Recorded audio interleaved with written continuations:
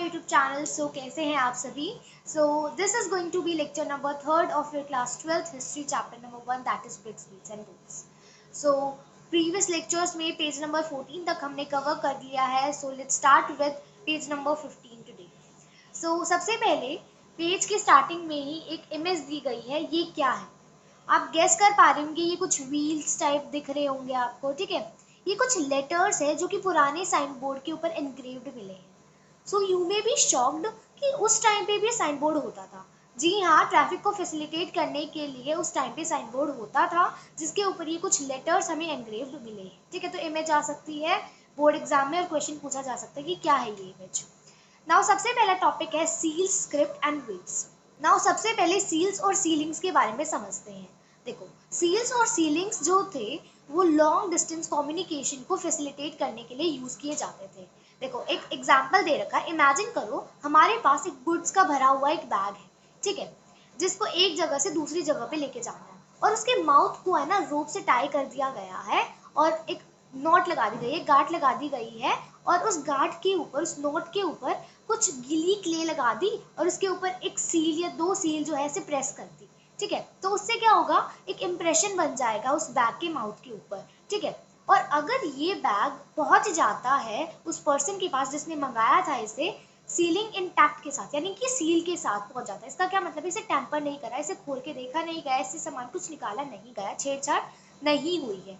और ये जो सील होती थी ना, ये उस सेंडर की, उस भेजने वाले की आइडेंटिटी को कन्वे करती थी, यानी कि कौन था वो पर्सन। ये एक अनुमान लगाया गया है because we are not clear with anything कि क्या लिखा हुआ है, क्योंकि हम उनकी स्क्रिप्ट को डिसिफर नहीं कर पाए हैं। सो साइड में आप ये इमेज देख पा रहे होंगे, फिगर 1.22। क्या है, ये एक सीलिंग है रोपर से, ठीक है। सो ये एक इमेज है एक सीलिंग की from Ropar. Now next topic है एन एनिग्मेटिक स्क्रिप्ट। एनिग्मेटिक का क्या मतलब होता है, एनिग्मेटिक का मतलब होता है रहस्यमयी।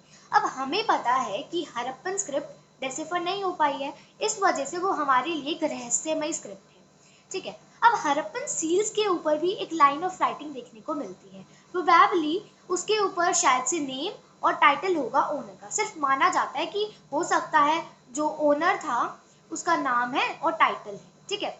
स्कॉलर्स ये भी बताते हैं कि जो मोटिव बना होता था ना सील्स के ऊपर, जो एनिमल मोटिव बना होता था, वो उन लोगों को मीनिंग बताता था जो पढ़ना लिखना नहीं जानते थे। ज्यादातर इंस्क्रिप्शन छोटी होती थी, लेकिन एक बहुत बड़ी इंस्क्रिप्शन मिली है जिसके ऊपर 26 साइंस थे। कितने साइंस थे, 26 साइंस। ये स्क्रिप्ट अभी तक अनडेसिफर्ड है, लेकिन ऐसा प्रतीत होता है, ऐसा माना जाता है कि ये स्क्रिप्ट पक्का अल्फाबेटिकल तो बिल्कुल भी नहीं थी। क्यों, क्योंकि इस स्क्रिप्ट के अंदर बहुत ज्यादा साइंस देखने को मिलते हैं, लगभग 375 टू 400 साइंस देखने को मिलता है। तो क्वेश्चन आ सकता है कितने साइंस देखने को मिलते हैं, 375 to 400। It is apparent that ये जो स्क्रिप्ट थी ये राइट टू लेफ्ट लिखी जाती थी। हम कैसे लिखते हैं, हम लिखते हैं लेफ्ट टू राइट, ऐसे है ना। ऐसा माना जाता है वो ऐसे लिखते थे, यानी कि राइट से लेफ्ट की ओर वो लिखा करते थे। अब हमें कैसे पता चला, क्योंकि देखो जब हम लिखते हैं तो इधर हम एक मार्जिन छोड़ते हैं, किस साइड, लेफ्ट की तरफ एक मार्जिन छोड़ते हैं, फिर हम ऐसे लिखते चले जाते हैं ना। आपकी बुक्स में भी ऐसे ही होता है, नोटबुक्स में ऐसे होता है। मान लो ये आपका पेज है तो इधर मार्जिन होता है और हम ऐसे ऐसे लिखते चले जाते हैं। लेकिन उधर क्या देखने को मिला है, राइट की तरफ मार्जिन है, थोड़ा सा स्पेस है, और जो हमारा लेफ्ट की ओर है क्रैम्पिंग देखने को मिली है। मतलब उनका एग्जांपल देती हूँ, थोड़ा सा स्पेस छोड़ दिया इस साइड और इधर तो मतलब ऐसे स्पेस ही नहीं बचा इस ओर, यानी कि वो राइट टू लेफ्ट लिखा करते थे, राइट टू लेफ्ट लिखा करते थे। तो वो बताया गया है क्योंकि लेफ्ट में क्रैम्पिंग देखने को मिलती है और राइट साइड में स्पेस देखने को मिलता है। और इसका क्या मतलब है कि शायद से जो एनग्रेवर था, यानी कि जो एनग्रेव कर रहा था, वो राइट से उसने लिखना शुरू किया और देन लेफ्ट तक लिखते लिखते उसके पास स्पेस ही नहीं बचा, इस वजह से क्रैम्पिंग हो गई, ठीक है। अब बहुत सारे हमें ऑब्जेक्ट्स देखने को मिले हैं जिसके ऊपर राइटिंग का यूज किया जाता था, जैसे कि सील्स, कॉपर टूल्स, जार्स के रिम के ऊपर एंड इवन कॉपर और टेराकोटा टैबलेट्स के ऊपर, ज्वेलरी के ऊपर, बोन रोड्स के ऊपर। एक साइन बोर्ड भी हमें देखने को मिला है जिसके ऊपर लेटर्स इंग्रेव्ड राइटिंग का इस्तेमाल किया गया था। और ये चीज भी हमें याद रखनी है कि शायद से राइटिंग पेरिशेबल मटेरियल्स के ऊपर भी रही होगी, जो कि टाइम के साथ साथ जो है डिके हो गए होंगे, खत्म हो गए होंगे, डिसअपियर हो गए होंगे। इसका क्या मतलब है, हर चीज के ऊपर राइटिंग देखने को मिलती है। क्या इतनी ज्यादा लिटरेसी थी उस टाइम पे? So we are not sure about it, किसी भी चीज का कोई पक्का प्रूफ नहीं। अब वेट्स के बारे में देखते हैं। देखो उस टाइम पे जो एक्सचेंजेस होते थे, गुड्स का एक्सचेंज, तो वो कैसे होता था? वो एक प्रिसाइज सिस्टम ऑफ वेट्स के अकॉर्डिंगली होता था। ठीक है, जो वेट्स होते थे ना वो एक पत्थर से बनते थे, जिस पत्थर का वो बोला जाता था चोट। चोट नाम के एक पत्थर से बनते थे उस टाइम के वेट्स। और वो वेट्स क्यूबिकल होते थे, यानी कि क्यूब शेप के होते थे, और उनके ऊपर कोई मार्किंग्स नहीं थी, कोई राइटिंग नहीं होती थी। जो लोअर डिनोमिनेशन होते थे वेट्स के, जो छोटे वेट्स होते थे, वो बाइनरी नंबर सिस्टम को फॉलो करते थे, जैसे कि 1 2 4 8 16 32 एक्सेट्रा। कहाँ तक? 12,800 तक। ये आपको याद रखना है, कहाँ तक? 12,800 तक बाइनरी सिस्टम को फॉलो करते थे स्मॉलर डिनोमिनेशन वाले वेट्स। जबकि जो बड़े डिनोमिनेशन वाले वेट होते थे, हाइयर डिनोमिनेशन वाले वेट्स होते थे, वो फॉलो करते थे डेसिमल सिस्टम को। किसे फॉलो करते थे? डेसिमल सिस्टम को। जो छोटे वेट्स थे ना, वो ऐसा माना जाता है कि ज्वेलरी को, बीड्स को वे करने के लिए यूज किए जाते थे। ठीक है, कि इनका कितना वजन है। मेटल स्केल पैन्स भी हमें मिले हैं हड़प्पन साइट्स पे। मेटल स्केल पैन्स क्या होते हैं? तराजू। नेक्स्ट टॉपिक आता है एंशिएंट अथॉरिटी के बारे में, यानी कि उस टाइम पे अथॉरिटी कौन था, कौन वहाँ का रूलर होता था, किसके हाथ में सारी पावर होती थी, कौन पूरी की पूरी हड़प्पन सेटलमेंट को कंट्रोल किया करता था। सो भाई बहुत ज़्यादा कॉम्प्लेक्स डिसीजन लिए जाते थे हमारे हड़प्पन सोसाइटी के अंदर, उन्हें इम्प्लीमेंट किया जाता था फिर। ठीक है, फॉर एग्जाम्पल हमें पूरी की पूरी हड़प्पन सिविलाइजेशन के अंदर, आर्टिफैक्ट्स के अंदर, पोट्री के अंदर, सब चीज़ों के अंदर, सील्स के अंदर, वेट्स के अंदर, ब्रिक्स के अंदर एक्सट्रीम यूनिफॉर्मिटी देखने को मिलती है। ठीक है, हमने देखा ब्रिक्स एक स्टैंडर्डाइज रेशो की होती थी, where length was 4 times of the height, whereas breadth was twice of the height. ठीक है, इतनी ज्यादा यूनिफॉर्मिटी, हर एक चीज इतनी स्टैंडर्डाइज होती थी। इसका क्या मतलब है कि भाई बहुत कॉम्प्लेक्स डिसीजन लिए जाते हैं। और साथ ही साथ हमें ये भी पता है, इतना बड़े स्केल पे यूनिफॉर्मिटी है, यानी कि लेबर्स का यूज बहुत ज्यादा लेवल पे किया जाता होगा। अब ये लेबर्स कैसे मोबिलाइज होंगे, ये डिसीजन भी हमारी कोई अथॉरिटी ही लेती होगी।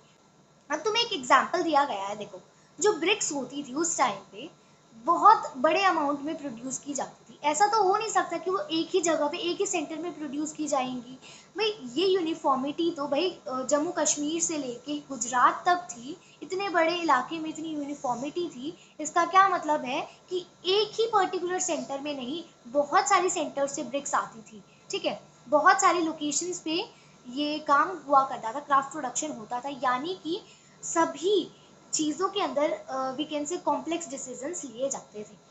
अब इतना ज़्यादा स्ट्रैटेजिकली ये कौन प्लान करता था कि भाई इन इलाकों में जो है, इन लोकेशंस में सेटलमेंट्स बनेगी, यहाँ पर क्राफ्ट प्रोडक्शन का काम होगा, यहाँ पे शेल ऑब्जेक्ट्स मिले तो यहाँ पर शेल ऑब्जेक्ट्स का क्राफ्ट प्रोडक्शन होगा, यहाँ पर स्टीयरटाइट मिल रहा है तो यहाँ पे स्टीयरटाइट का क्राफ्ट प्रोडक्शन होगा। ये कॉम्प्लेक्स डिसीजंस, ये स्ट्रैटेजिकली कौन डिसीजंस लेता था? ठीक है, कौन लेता होगा? कोई अथॉरिटी ही जरूर लेती होगी। अब इतने ज़्यादा लेबर्स का इस्तेमाल किया जा रहा है, तो लेबर्स को मोबिलाइज किया जाता था ईंटें बनाने के लिए, बहुत बड़ी वॉल्स और प्लेटफॉर्म्स बनाने के लिए। अब एक सवाल आता है कि कौन इन एक्टिविटीज़ को ऑर्गेनाइज करता होगा, कौन होता होगा रूलर, कौन होता होगा उस टाइम पे डिक्टेटर, किसके हाथ में सारी पावर होती होगी? तो ये एक बहुत अहम सवाल बनता है, बट इसका हमारे पास कोई पक्का सबूत या फिर वी कैन से प्रूफ नहीं मिला है। हमें बहुत सारी थ्योरीज है, तो उन्हें हम समझते हैं और पढ़ते हैं।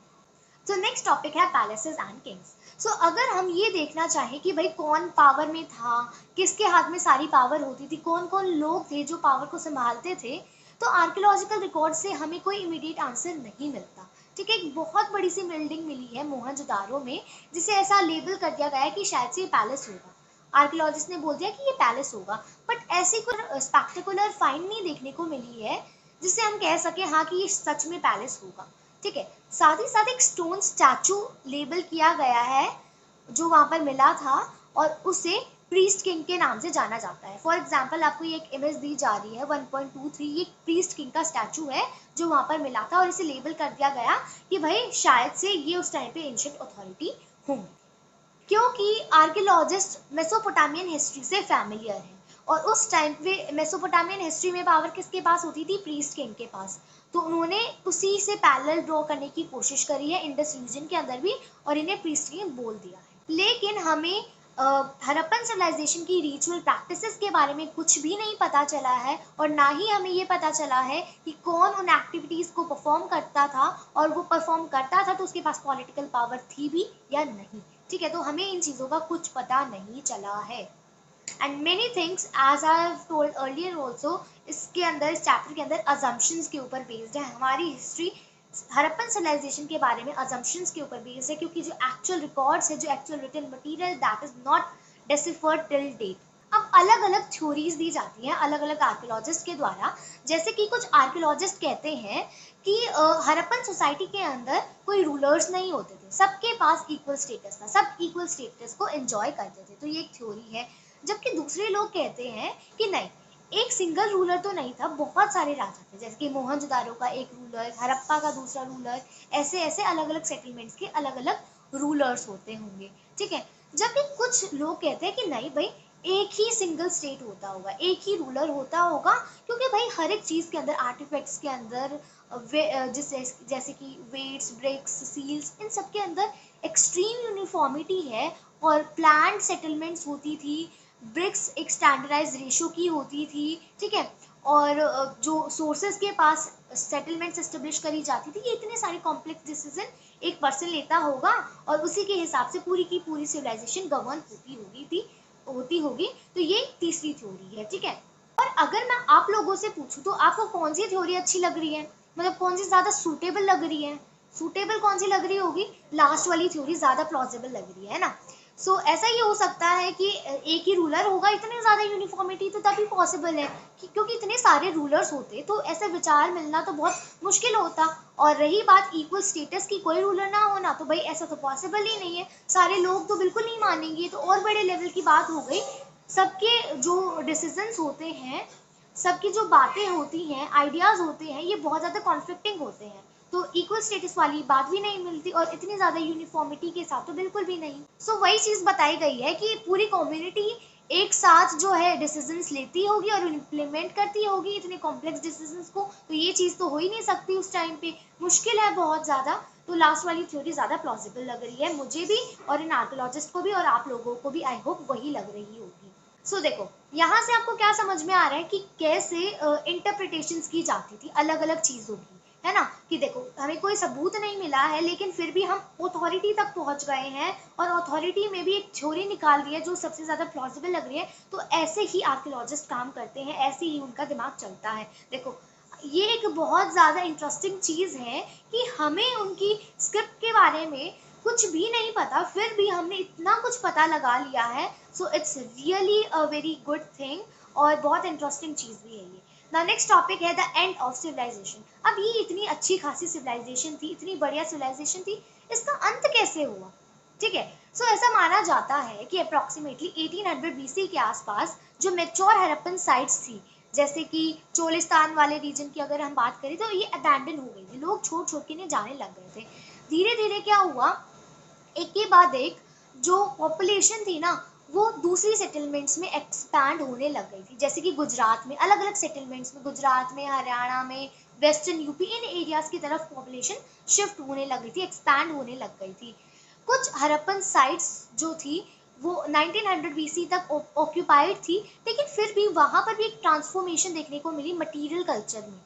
जैसे कि देखो, पहले क्या होता था, जो डिस्टिंक्टिव आर्टिफैक्ट्स देखने को मिलते थे सिविलाइजेशन के अंदर, जो यूनिफॉर्मिटी देखने को मिलती थी, ये सारी चीज़ अब धीरे धीरे डिसअपियर होने लग गई। लॉन्ग डिस्टेंस ट्रेड हो गया, या फिर ये क्राफ्ट स्पेशलाइजेशन की अगर हम बात करें, तो ये सारी चीज़ें धीरे धीरे जो है अब डिसअपियर होने लगी। इन जनरल अगर हम बात करें, जो कुछ मटेरियल्स हैं, अब वो कुछ ही चीज़ों से बनाए जाते थे। यानी कि पहले क्या होता था, बहुत सारी चीज़ें प्रोड्यूस की जाती थी हड़प्पन सिविलाइजेशन के अंदर, और बाहर दूर दूर इलाकों से जो है मटेरियल प्रोक्योर किया जाता था। बट अब ऐसा कुछ नहीं होता था, लिमिटेड चीज़ें बनाई जाती थी लिमिटेड मटेरियल की मदद से। समझ में आई ये line? Far fewer materials were used to make far fewer things, इसका मतलब ये होता है। ठीक है, पहले हाउस कंस्ट्रक्शन टेक्निक्स इतनी बढ़िया होती थी, यानी कि हमें स्टेयर केसेस के रिमेन्स भी देखने को मिले सेकंड स्टोरी पे जाने के लिए। यानी कि दो दो स्टोरी होते थे घर के अंदर, मतलब इतने सारे फ्लोर्स की बिल्डिंग भी बन जाती थी, लेकिन अब ये जो हाउस कंस्ट्रक्शन टेक्निक्स थी ये अब डिटेरेट होने लग गई और अब बड़े बड़े पब्लिक स्ट्रक्चर्स भी प्रोड्यूस नहीं होते थे। ठीक है, इस टाइम पीरियड के सबूतों में देखने को ही नहीं मिला कि कुछ ऐसे स्ट्रक्चर होते थे, कुछ अलग सी चीज देखने को मिली हो, तो ऐसा नहीं था। इससे हमें पता चलता है कि भाई अब हड़प्पन सिविलाइजेशन एंड होने लग गई थी। ओवरऑल आर्टिफैक्ट्स और सेटलमेंट्स इंडिकेट करती थी रूरल लाइफ को, ठीक है, जिसे हम लेट हड़प्पन कल्चर या फिर सक्सेसर कल्चर भी कहते हैं। अब आप सोच रहे होंगे कि भाई इतना कुछ हो गया, अब ये हुआ क्यों, लोग क्यों जाने लग गए होंगे, क्यों अब दूसरे एरियाज में एक्सपेंशन देखने को मिला होगा। You might be thinking this, but कहाँ से आई ये चीजें, ये चेंजेस क्यों आए? इसके लिए भी बहुत सारी एक्सप्लेनेशंस दी जाती हैं, जैसे कि ऐसा माना जाता है हो सकता है क्लाइमेट चेंज हो गया हो, या फिर डिफोरेस्टेशन हो गया हो, या एक्सेसिव फ्लड्स आने लग गई हो, या फिर रिवर शिफ्ट होने लग गई हो, या रिवर सूख गई हो। ठीक है, ऐसा भी हो सकता है लैंडस्केप का ओवर यूज हो गया हो। तो ये कुछ कॉजेज हो सकते हैं कुछ सेटलमेंट्स के लिए। हड़प्पन सिविलाइजेशन के अंदर तो बहुत सारी सेटलमेंट थी, तो ऐसा तो नहीं हो सकता पूरी की पूरी सिविलाइजेशन इन फैक्टर्स की वजह से कोलैप्स हो गई होगी। ऐसा हो सकता है कि जो स्ट्रॉन्ग यूनिफाइंग एलिमेंट थे, यानी कि जो अथॉरिटी थी, वो कोलैप्स हो गई हो, that came to an end. ये रीजन हो सकता है। क्यों भाई? क्योंकि जो सील्स होती थी, जो उनकी स्क्रिप्ट थी, उनकी डिस्टिंक्टिव बीट्स थी, पोट्री थी, जो स्टैंडर्डाइज वेट सिस्टम होता था, तो ये सारी चीजें अब खत्म होती चली गई, डिसअपियर होती चली गई। अब लोकल वेट्स देखने को मिलते थे, सिटीज अबैंडन हो गई, डिक्लाइन हो गई। इस रीजन को, इस सबकॉन्टिनेंट को वेट करना पड़ा लगभग मिलेनियम के लिए, यानी कि 1000 ईयर के टाइम पीरियड के लिए, नए सिटीज के डेवलप होने के लिए, और वो भी एक कंप्लीटली डिफरेंट रीजन के अंदर वो सिटीज देखने को मिली। आगे बढ़ने से पहले ये मैप और देख लेते हैं। ये मैप 4 है लेट हड़प्पन ऑक्यूपेशन का, लेट हड़प्पन कल्चर भी हम कह सकते हैं। अब ये देख पा रहे हैं, एक सिमेंट्री है। यहाँ पर देखो अब इधर शिफ्ट होने लग गई है सेटलमेंट्स। ठीक है, ये लेट सिसवाल है। ठीक है, ये है रंगपुर, ये है झूकार। ठीक है, और ये स्वात। तो ये कुछ लेट हड़प्पन ऑक्यूपेशन की सेटलमेंट्स हैं।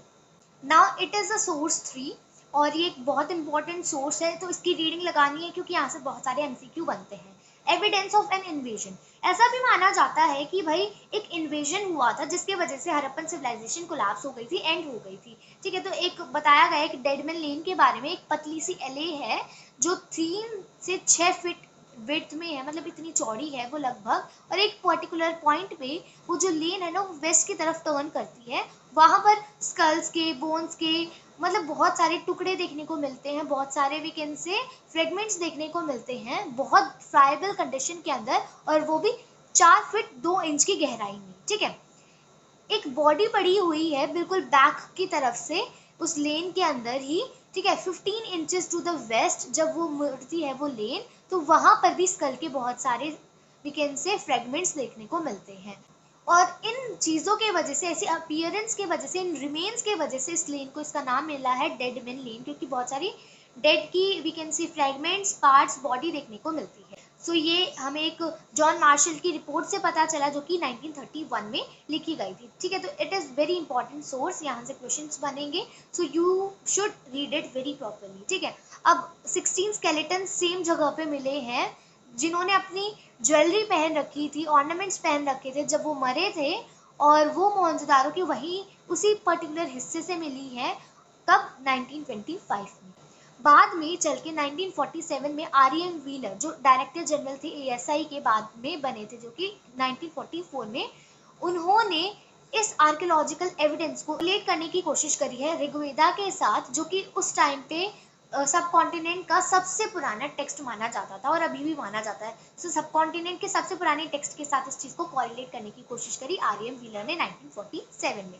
अब ऋग्वेदा में एक गॉड के बारे में मेंशन किया जाता है जिन्हें पुर बोलते हैं, और पुर का मतलब होता है रैम्पार्ट, फोर्ट, या we can say stronghold, और उनको इंद्र से एसोसिएट किया जाता है। ठीक है, एक आयरन वॉर गॉड होते हैं जिन्हें पुरमदार बोला जाता है, फोर्ट डिस्ट्रॉयर। तो ये क्वेश्चन बन सकता है who's known as we can say पुरमदार और फोर्ट डिस्ट्रॉयर, या फिर जो आयरन वॉर गॉड होते हैं कौन है वो, तो ये क्वेश्चंस बन सकते हैं।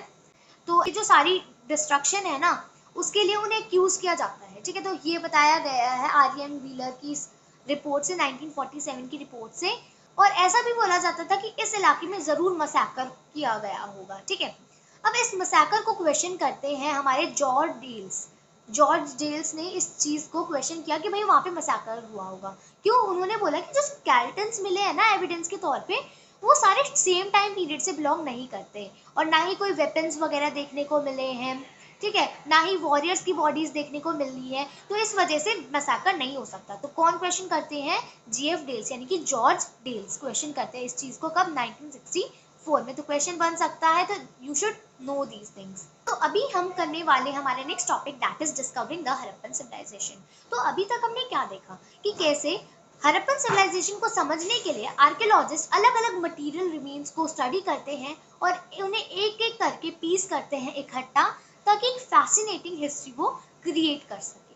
ठीक है, लेकिन हम एक और इंटरेस्टिंग सी स्टोरी के बारे में पढ़ने वाले हैं। क्या है वो इंटरेस्टिंग स्टोरी? कि कैसे आर्कियोलॉजिस्ट ने डिस्कवर करा इस सिविलाइजेशन को। देखो, जब हड़प्पन सिटीज कोलैप्स हो गई थी, हड़प्पन सिविलाइजेशन कोलैप्स हो गई थी, तो धीरे धीरे लोग उनके बारे में भूलते चले गए। अब एक मिलेनियम के बाद जब नई सिटीज डेवलप हुई, तो मेन और वुमेन को अलग अलग काम करते वक्त उनके आर्टिफैक्ट्स मिल जाते थे। फॉर एग्जाम्पल, खेत में प्लोइंग कर रहे हैं तो उस टाइम पे कुछ निकल के आ गया। ठीक है, लोग ट्रेजर की तलाश में वी कैन से डिगिंग कर रहे हैं, तो तब उन्हें कुछ मिल गया। तो अलग अलग चीजें मिलती थी। अब हम बात करेंगे आर्कियोलॉजिस्ट की। तो आर्कियोलॉजिस्ट ने कैसे डिस्कवर करा? तो सबसे पहला टॉपिक है कनिंघम्स कंफ्यूजन। कनिंघम कौन थे? फादर ऑफ इंडियन आर्कियोलॉजी, जिन्हें हम first director general of ASI archaeological survey of India भी कहते हैं। तो उन्हें कैसे पता चला एक हड़प्पन सिविलाइजेशन के बारे में? तो वो उनकी कंफ्यूजन के बारे में समझते हैं। सो उनका मेन इंटरेस्ट पता है किस चीज में था? अर्ली हिस्टोरिक और लेटर पीरियड्स के अंदर उनका मेन इंटरेस्ट था, यानी कि 6th सेंचुरी बीसी से 4th सेंचुरी सी, इस टाइम पीरियड में उनका ज्यादातर इंटरेस्ट होता था। और वो राइटिंग के ऊपर ज्यादा डिपेंड करते थे, इंस्क्रिप्शंस के ऊपर। चाइनीज बुद्धिस्ट पिलग्रिम्स के टेक्स्ट का वो यूज करते थे उस टाइम की हिस्ट्री को रिकंस्ट्रक्ट करने के लिए, जो कि 4th और 7th सेंचुरी में इंडिया में आए थे ना, तो उनके टेक्स्ट के ऊपर डिपेंड करते थे। और साथ ही साथ कनिंघम ने बहुत सारी इंस्क्रिप्शंस को डॉक्यूमेंट करा है, ट्रांसलेट करा है अपने सर्वेस के दौरान, ताकि उनका वो यूज कर सके। ठीक है, उन्होंने बहुत सारी साइट्स को एक्सकवेट करा है। वो मानते थे कि इन साइट्स की जरूर कोई ना कोई कल्चरल वैल्यू रही होगी, जो यहाँ पर आर्टिफैक्ट्स मिलते हैं इनकी कोई कल्चरल वैल्यू रही होगी। ऐसी एक साइट थी हमारी हड़प्पा।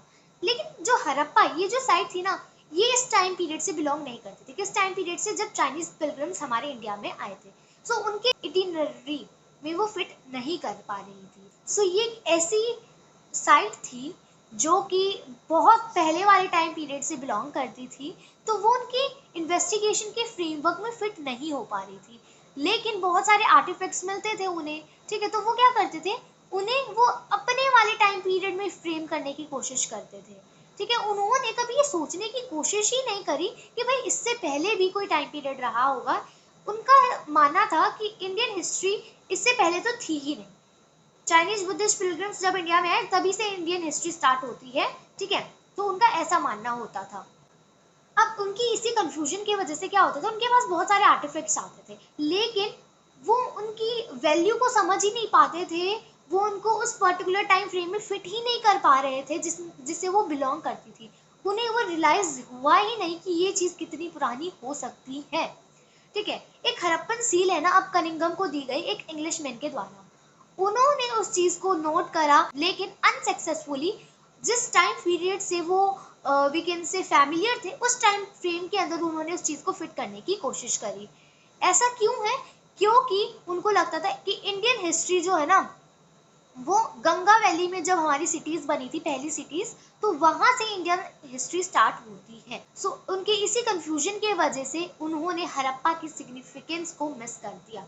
अब आप ये इमेज देख पा रहे होगे, दिस इज इमेज 1.24। तो ये एक सील मिली थी कनिंघम को हड़प्पा से। सो उसका एक स्केच बनाया हुआ है। सो ये एक स्केच है उस पर्टिकुलर सील का। A new old civilization. अब क्या हुआ, एक के बाद एक सील्स डिस्कवर करी गई हड़प्पा में एक आर्कियोलॉजिस्ट ने, जिनका नाम है दयाराम साहनी। ठीक है, कब? 20th सेंचुरी के अर्ली डिकेड्स में, यानी कि 90s के अर्ली में।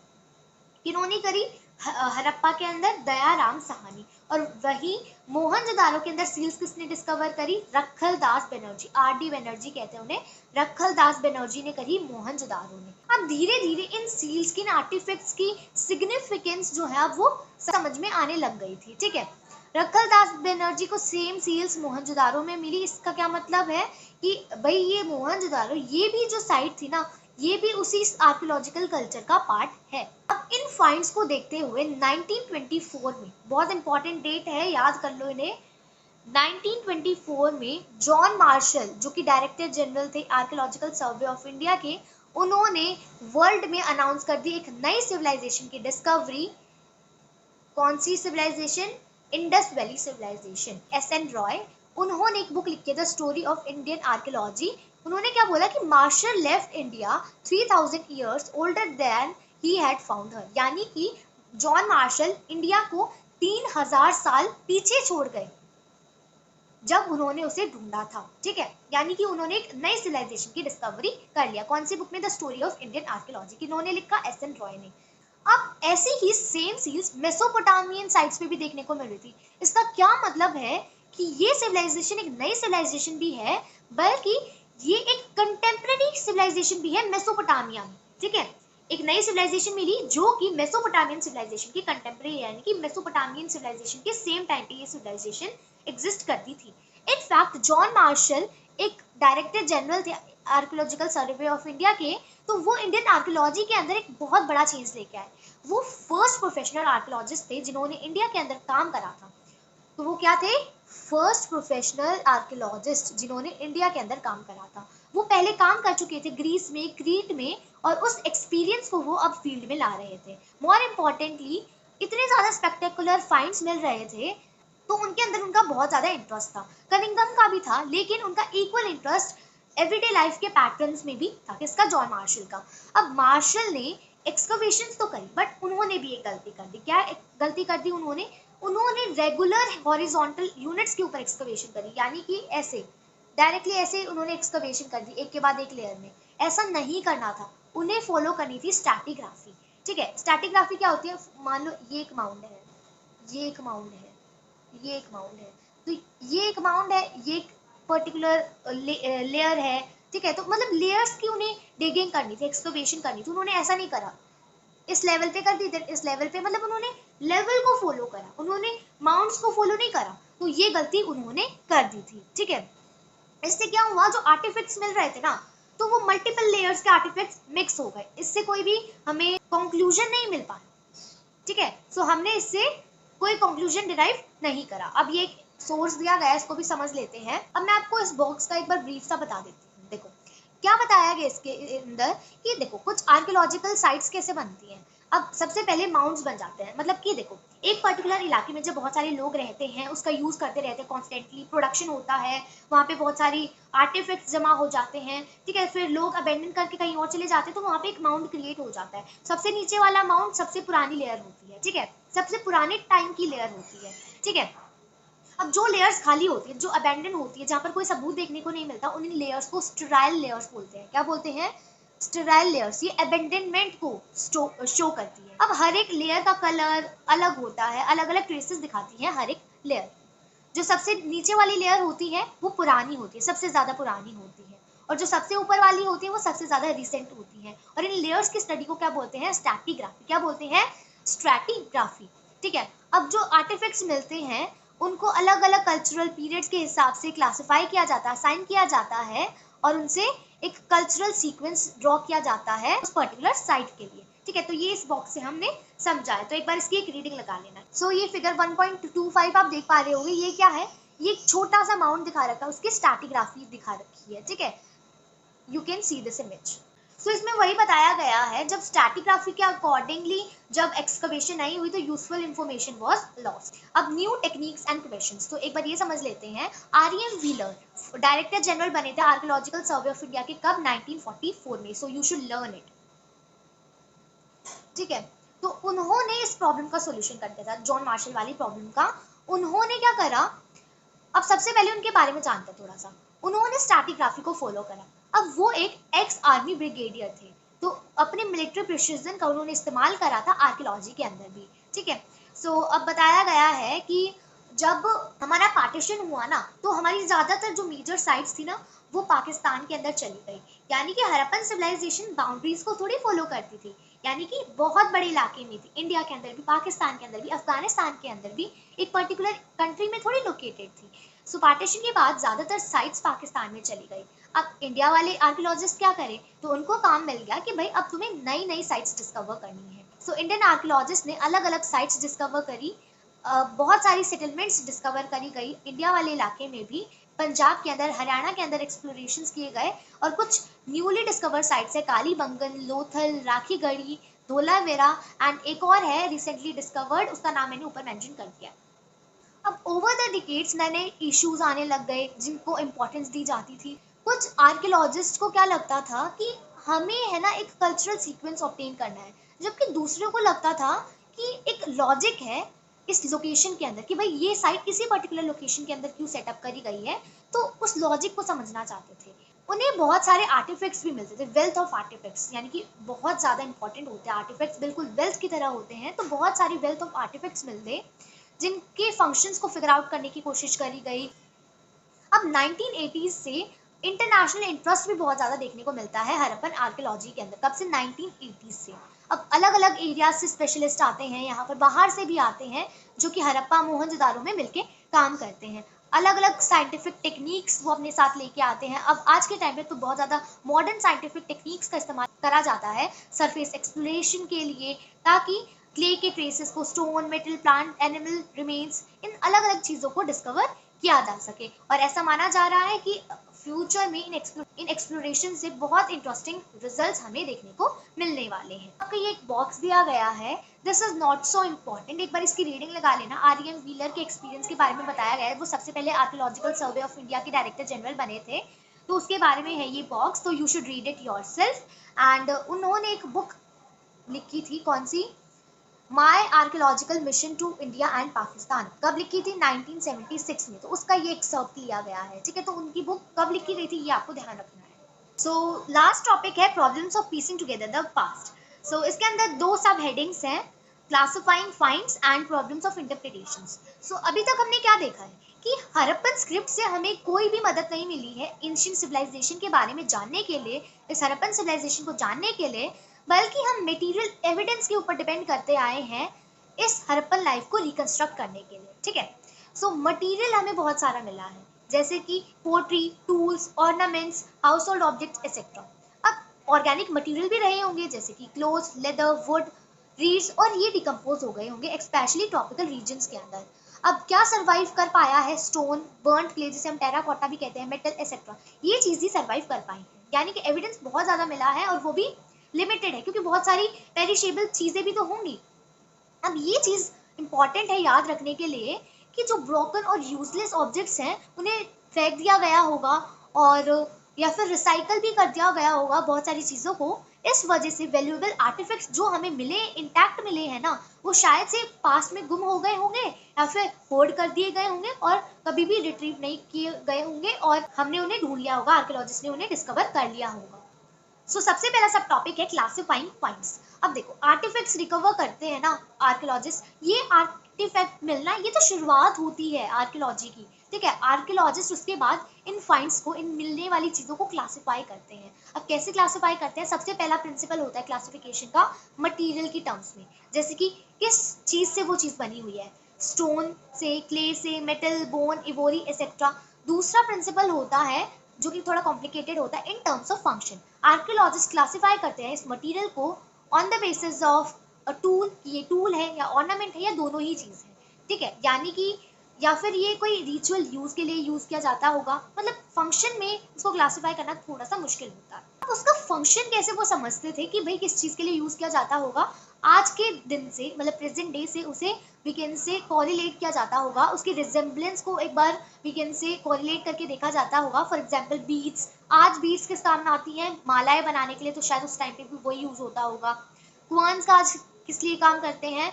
पीसने के लिए, ग्राइंडिंग के लिए, तो शायद उस टाइम पे भी वही होता होगा। स्टोन ब्लेड, स्पोर्ट्स, तो ये कुछ एग्जाम्पल्स हैं, तो इन्हें कोरिलेट किया जाता है प्रेजेंट डे के साथ, ठीक है।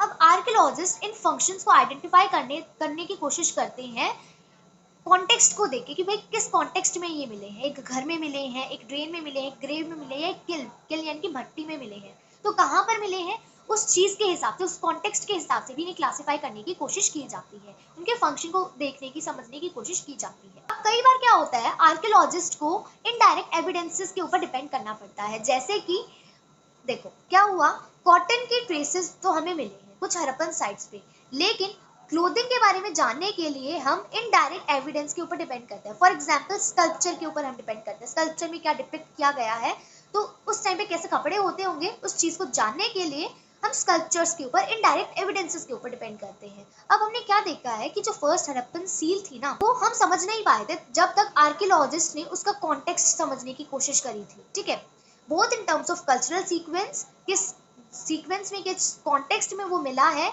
दूसरा उसको कंपेयर किया गया था मेसोपोटामिया के फाइंड से। मतलब हमें हड़प्पन सील के बारे में कि भाई ये हड़प्पा से एसोसिएटेड है, उसके बारे में भी हमें तब पता चला था जब हमें दो चीज़ों का मालूम हुआ था, दो चीज़ों के बारे में पता चला था कि किस कॉन्टेक्स्ट में मिला है, और जब हमने मेसोपोटामिया के साथ उसे एसोसिएट करा, दो चीज़ों के बाद ही हम पता लगा पाए थे कि भाई ये हड़प्पन सील है और ये हड़प्पन सिविलाइजेशन से एसोसिएटेड है। तो हम क्या देख रहे हैं कि इनडायरेक्ट एविडेंसेस के ऊपर हमें डिपेंड होना पड़ता है। एक आपको सील थमा दी, आपको उसके बारे में कुछ नहीं पता, क्या कंक्लूजन आप डिराइव कर लोगे?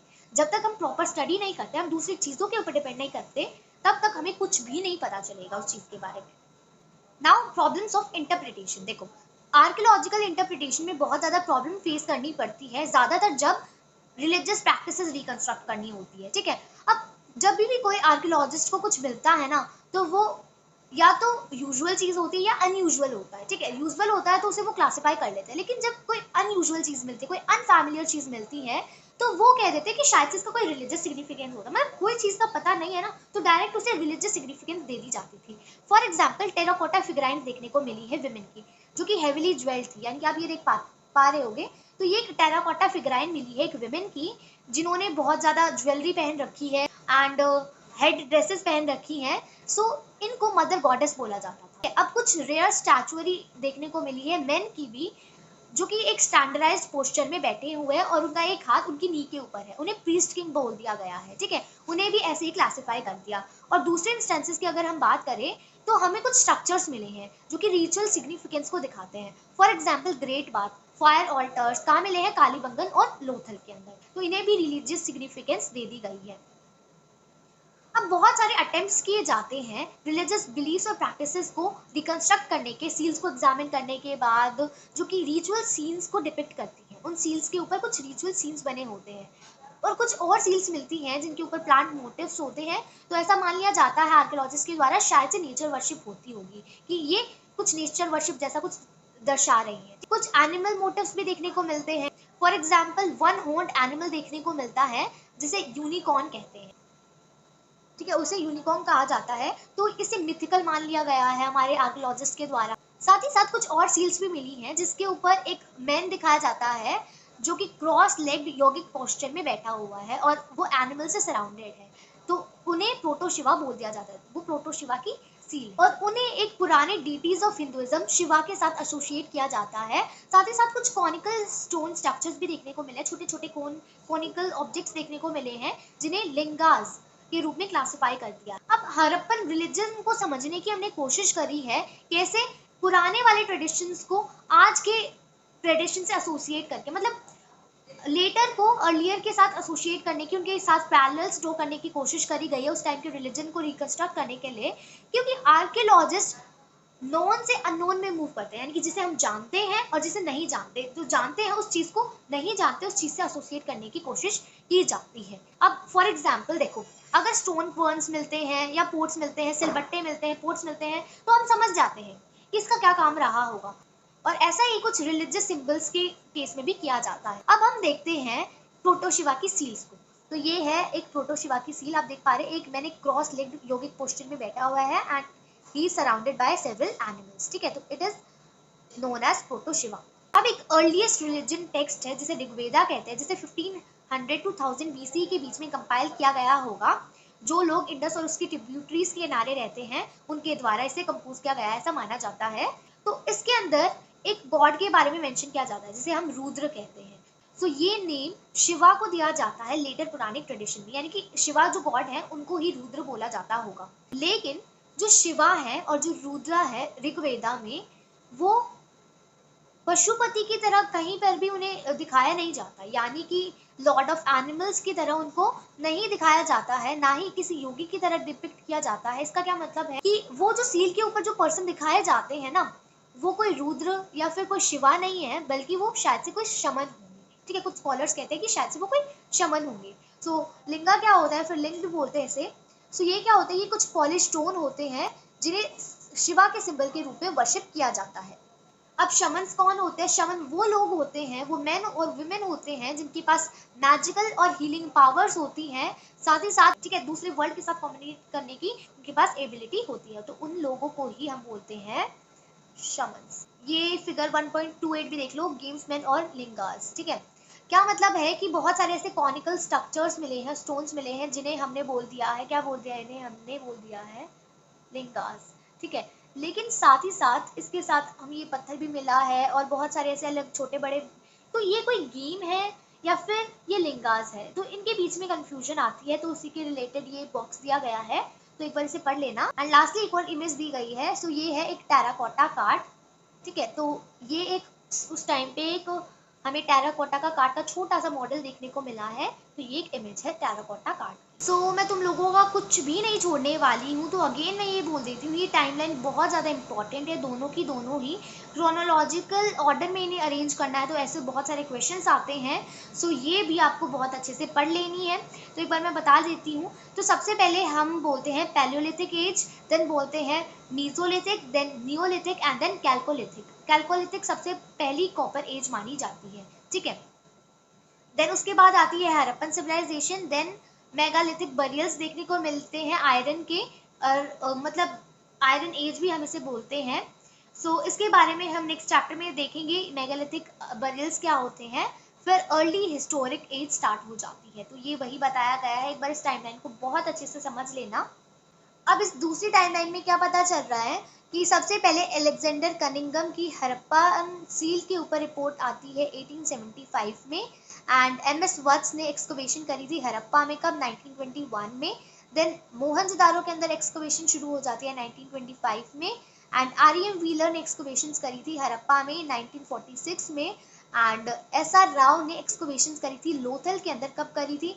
1955 में। देन बीबी लाल और बीके थापर, इन दोनों ने एक्सकवेशन करी थी कालीबंगन में, कब करी थी भाई इन दोनों ने? 1960 में। एंड एमआर मुगल, इन्होंने एक्सप्लोरेशंस करे थे बहावलपुर में, कब करे थे? 1974 में। एंड फिर बताया गया है कि एक टीम आई थी किसकी?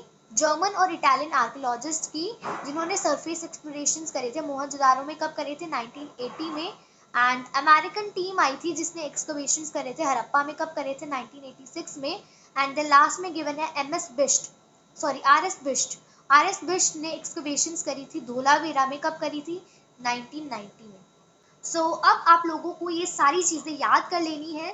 ठीक है, सो सीयूईटी के अंदर आप 12th के बाद सीयूईटी देंगे, तो उसके अंदर बहुत इंपॉर्टेंटली ये आएंगी ही आएंगी ये चीजें, तो अभी ही याद कर लेंगे तो बाद में प्रॉब्लम्स नहीं आएगी, it will benefit you only.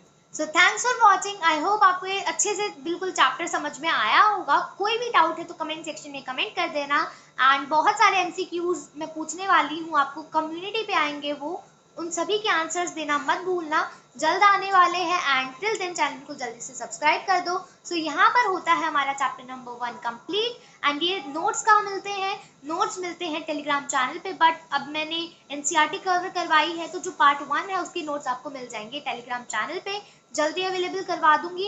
And Telegram channel पे भी हमारे एमसीक्यूज आते रहेंगे, सो जल्दी से टेलीग्राम चैनल को ज्वाइन कर लेना, एंड चैनल को सब्सक्राइब कर लेना, बेल आइकन को प्रेस कर लेना, ताकि आपको तुरंत नोटिफिकेशन मिल जाए एक नई वीडियो आते ही। तो आपका चैप्टर नंबर 1 मैंने क्रिस्टल क्लियर कर दिया है। सो जहां से मैंने पढ़ाया है ना, मैं गारंटी दे सकती हूँ कि आपका एक भी क्वेश्चन ऐसा नहीं होगा जो आपको नहीं आता होगा, because I have covered each and everything.